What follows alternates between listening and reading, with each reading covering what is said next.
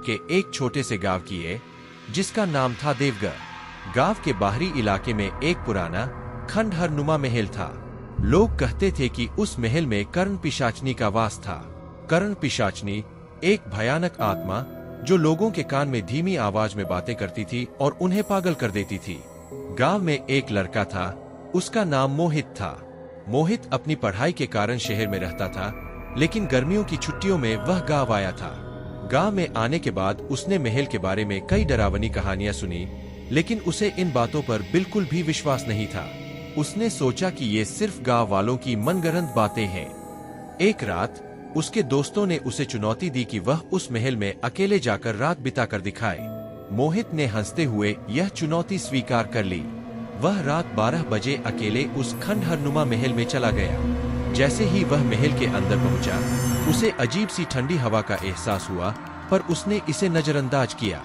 वह महल के बीचों बीच बने एक बड़े हॉल में पहुंचा और वहां एक पुराने लकड़ी के बेंच पर बैठ गया। रात धीरे धीरे गहराने लगी। अचानक मोहित को किसी के कान में फुसफुसाने की आवाज सुनाई दी। पहले तो उसने सोचा कि शायद हवा का शोर है, लेकिन आवाज तेज और साफ होने लगी। वह चौंक कर खड़ा हो गया और इधर उधर देखने लगा, पर वहां कोई नहीं था। अचानक एक स्त्री की धीमी भयावह आवाज उसके कान में गूंजने लगी, तुम्हें यहाँ नहीं आना चाहिए था, अब तुम कभी वापस नहीं जा पाओगे। मोहित का शरीर पसीने से तर हो गया, उसकी टांगें कांपने लगी।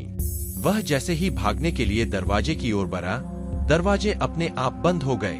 वह पूरी ताकत से दरवाजा खोलने की कोशिश करने लगा, पर दरवाजा हिला तक नहीं।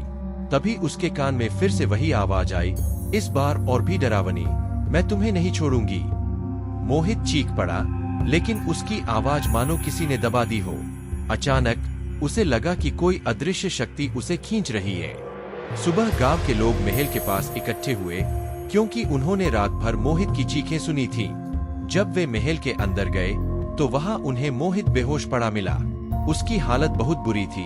उसकी आंखें खुली हुई थी, लेकिन उनमें डर के सिवा कुछ नहीं था। उसके कानों से खून बह रहा था और वह कुछ बोलने की हालत में नहीं था। उसे तुरंत शहर के अस्पताल ले जाया गया, लेकिन वह कभी बोल नहीं पाया। लोग कहते हैं कि कर्ण पिशाचनी ने उसकी आत्मा को अपने वश में कर लिया था। तब से गांव में कोई भी उस महल के पास नहीं जाता, और जो जाते हैं वे कभी वापस नहीं आते। कहते हैं कर्ण पिशाचनी अभी भी उस महल में बसती है, और जो कोई भी उसके कान में उसकी आवाज सुन लेता है, वह उसकी गिरफ्त से कभी नहीं बच